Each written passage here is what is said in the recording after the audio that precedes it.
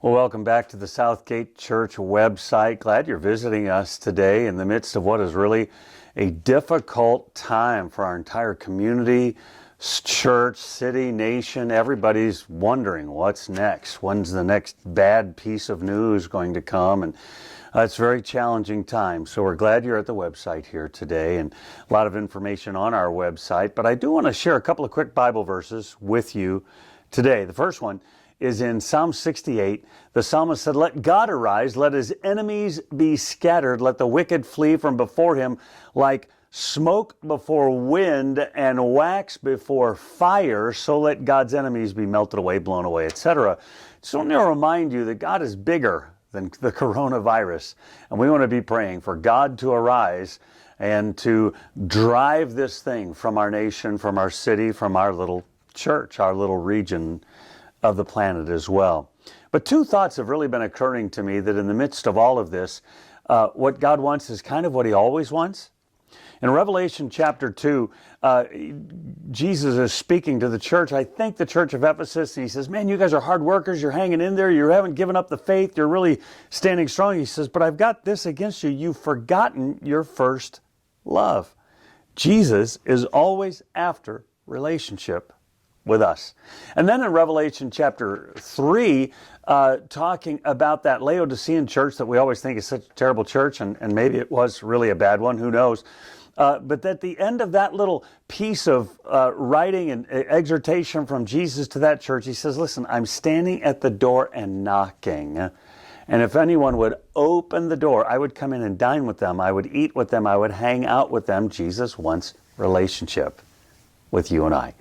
In the midst of everything, whether you're healthy or sick, losing your job, having an abundant job, what he wants is relationship with you. Now, in the midst of all of this stuff that's going on, there are huge, gigantic needs, and we want to be aware of what's going on in your life. Or if you want to help out with other people's problems and issues, we've got some people starting to call us saying, "Hey, listen, if there are needs, we would like to help meet those needs." And so super generous people, that want to plug in, and some of you are in great need. Just want to remind you that part of our way of getting through these kinds of things is not to change or to pull back from our relationship with God, or what we're doing in prayer or evangelism or even giving. You want to be sure to be staying on the forefront of typical biblical disciplines and pursuits: prayer, the word, giving, fasting, reaching out to others, all those things, super, super important. There's a number of things going on, by the way, that you can connect to. Every day at 8:30, Thrive St. Louis, the pro-life ministry, they have a prayer line open every day at 8:30. We're going to have the number there on the screen, where you can call and be a part of a citywide prayer time. So that's going to be a valuable piece of information. You can join in every day at 8:30. Also at the Gateway House of Prayer, they have shut down to the public, but their typical days of being open are Monday and Wednesday. And on Mondays and Wednesdays at 11:30, there's going to be a live 30-minute prayer meeting from the House of Prayer on Facebook Live, on their website, on their Facebook page, where we'll be doing worship, praying, taking prayer requests, and so forth. And then every night at 7 o'clock, we're doing an Instagram Live thing, a little more abbreviated, short bit of worship, and then prayer and taking prayer requests again. That's what GHOP is doing. So there's a lot of things going on. Listen, remember, God is bigger than all of this.